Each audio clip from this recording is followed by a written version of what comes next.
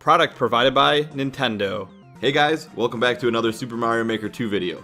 In this video, I'm going to talk about online versus multiplayer matches, which I personally have a love-hate relationship with, but in this video, I'm going to share some tips and tricks to help you rank up quicker or get more wins. So before I jump into the tips and tricks, you should understand that you have to play completely different than you normally would play in this mode. Like, completely different. And this will make more sense when I talk about how to play. But first, I want to address the elephant in the room, the lag. And holy cow, some of the matches are just unbearable. I still can't believe this is an issue. I mean, come on Nintendo. It's 2019, update your netcode, and get dedicated servers already. This is beyond ridiculous. So with that being said, if you still want to power through the lag, there are two things that can help with that. You can buy a network adapter for the Switch so you can directly hardwire in your Switch. This helps, but it doesn't totally solve the problem. And number two, if you are in a match with people that are lagging like crazy, you can go into the Switch menu and block them. This will prevent them from being in any of your future matches. Alright, now that the housekeeping's done, let's move on to the tips and tricks. Before the match even starts, you can get an idea of what kind of level it is by looking at the level tags. For example, if it says short and sweet, you better start running as fast as you can. Now take the level tags with a grain of salt, because for some reason all the levels are selected from the easy and normal categories.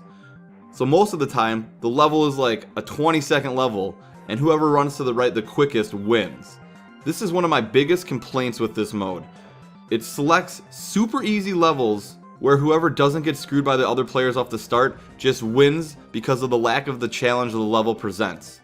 I wish it would take levels from the expert category, because then this mode would require more skill and winning would actually mean something.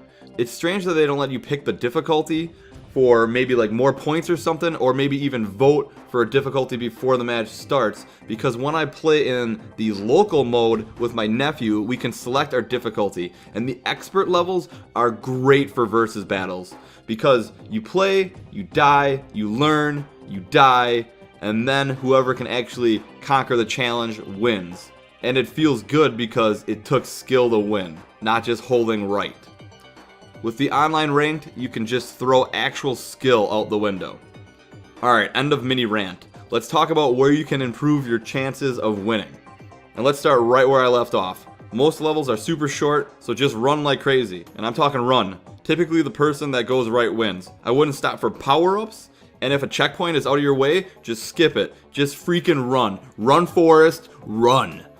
If you are feeling a bit ballsy, or if you have a huge lead, you can stop for a couple things like question blocks and hope you get a power up.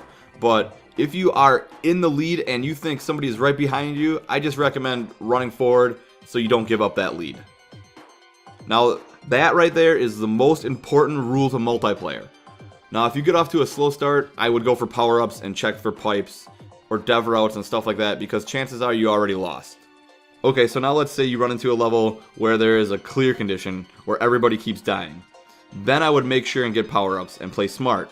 Clear conditions and keys are where the trolling starts. First, I'll talk about clear conditions. Sometimes you are required to do something in order to win. For example, you might have to beat Bowser.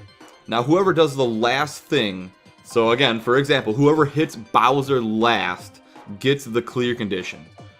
But anyone can still get this clear condition from that person by jumping on their head. So depending on the situation, you can either go for the clear condition or be next to the player or players that are going for it, and then try to keep it if you got it, or steal it for yourself.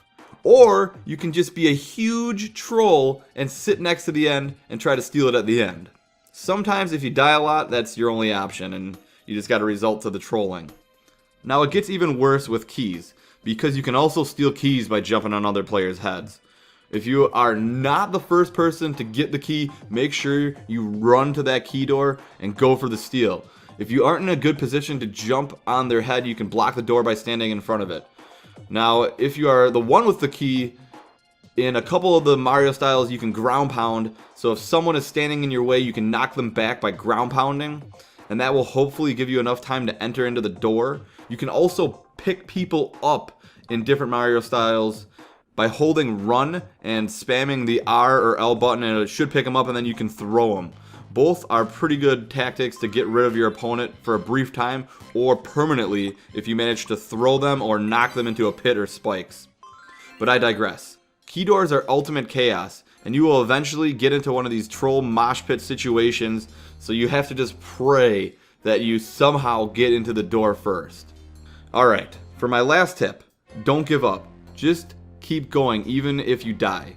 You don't know if the level is going to be one of those longer levels with multiple checkpoints, or if the level requires one of those long boss fights and a key.